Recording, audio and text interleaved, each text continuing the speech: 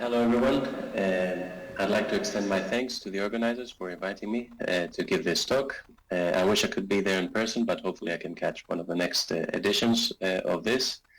I'm Christos Masouros. I'm Professor of Wireless Communications at Signal Processing in University College London.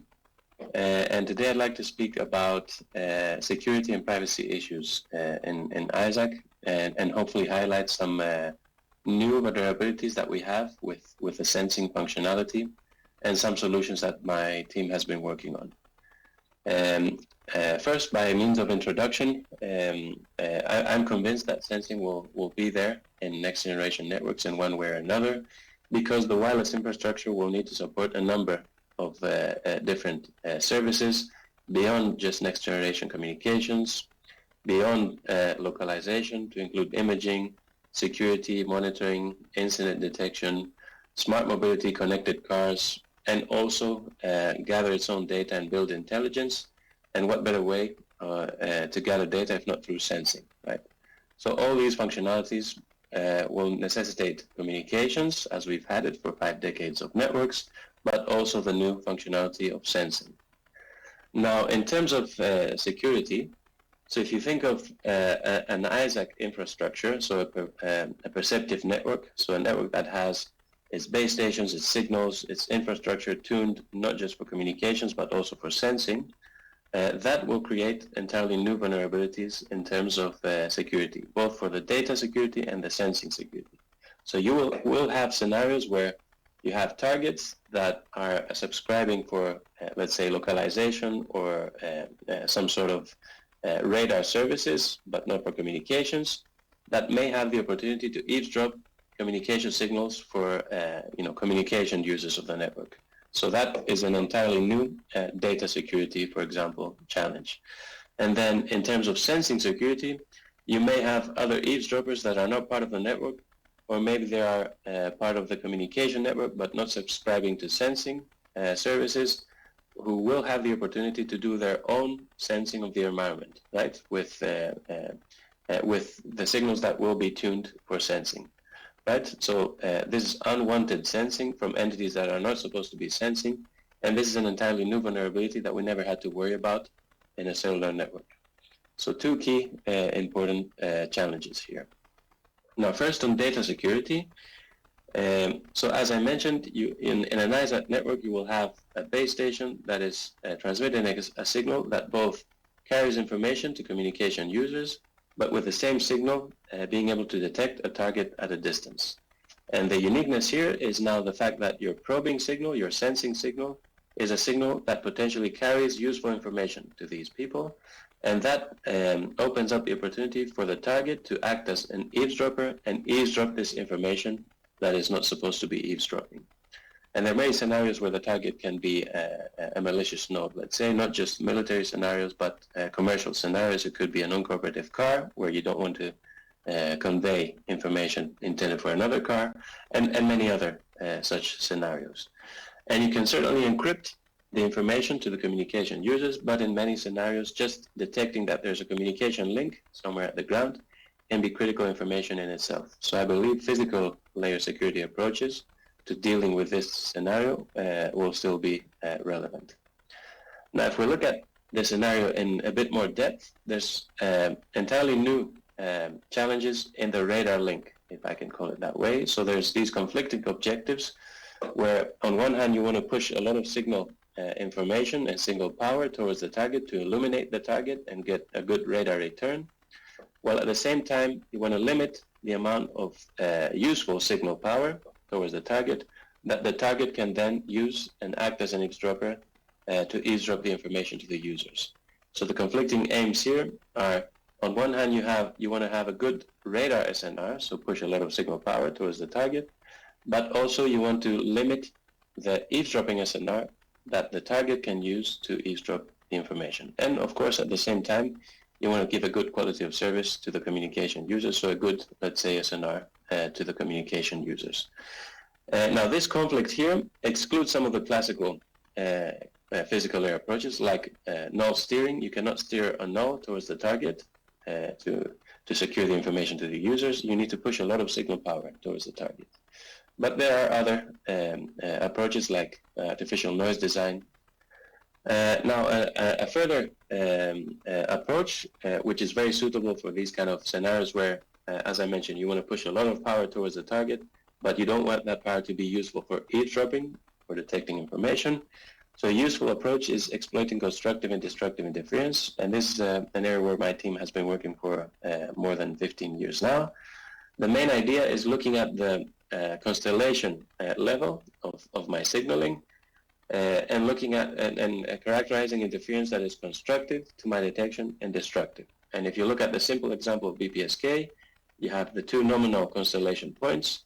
This is a decision threshold, and any interference that pushes my signal away from the decision threshold, so the green shaded area is constructive. Any interference that pushes me towards the decision threshold is destructive. And with this simple idea that can be extended to higher order modulations and also QAM and so on, we've shown in communication-only networks significant gains, orders of magnitude savings in transmit power to achieve a given signal-to-noise ratio.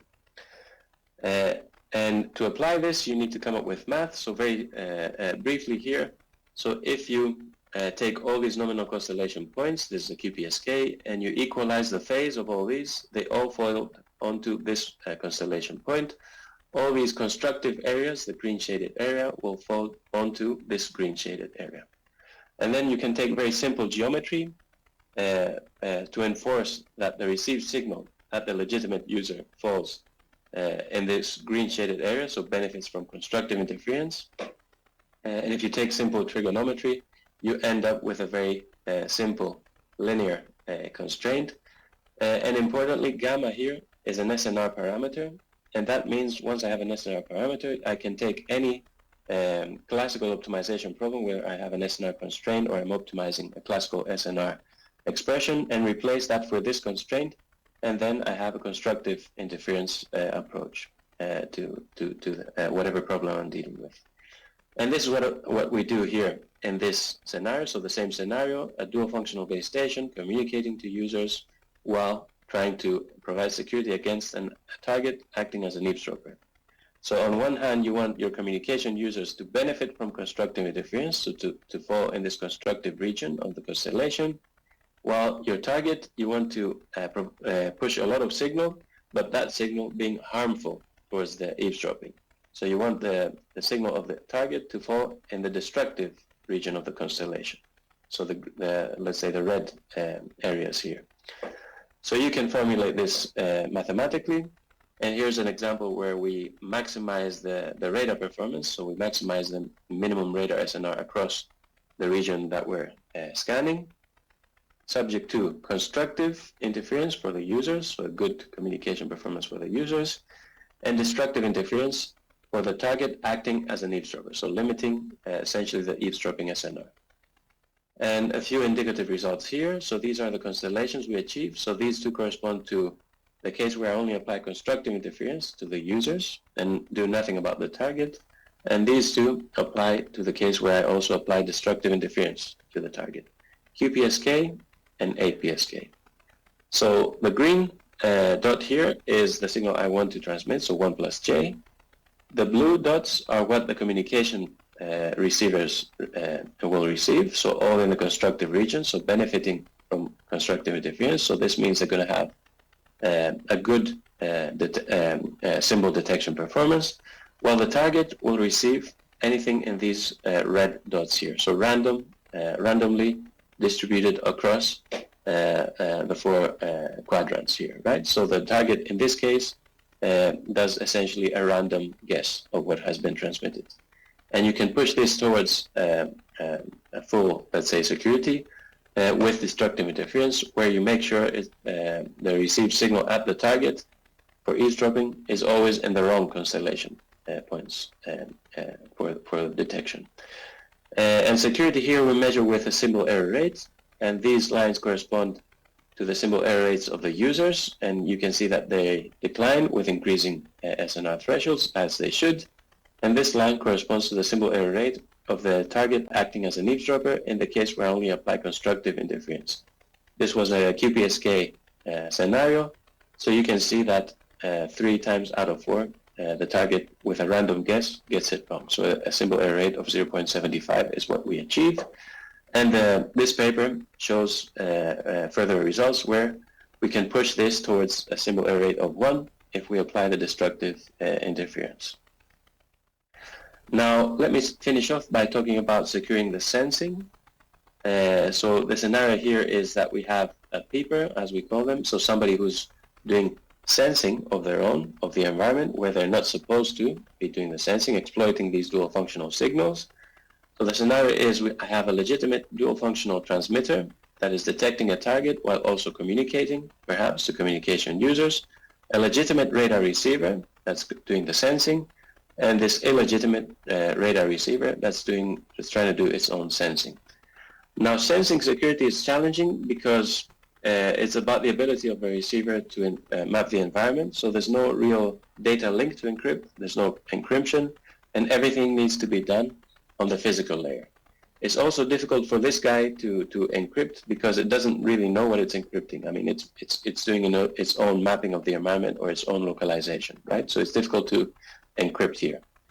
And also, it's sensing security, so classical measures of data security don't necessarily apply. So secrecy rates, for example, don't necessarily apply. So there's a question of how you measure performance. So in a recent bit of work, this is the scenario we've been looking at. So a dual functional base station communicating to a number of communication users while also detecting this target. Now we look at the scenario that all these communication users are subscribing only to communication services, not serving services.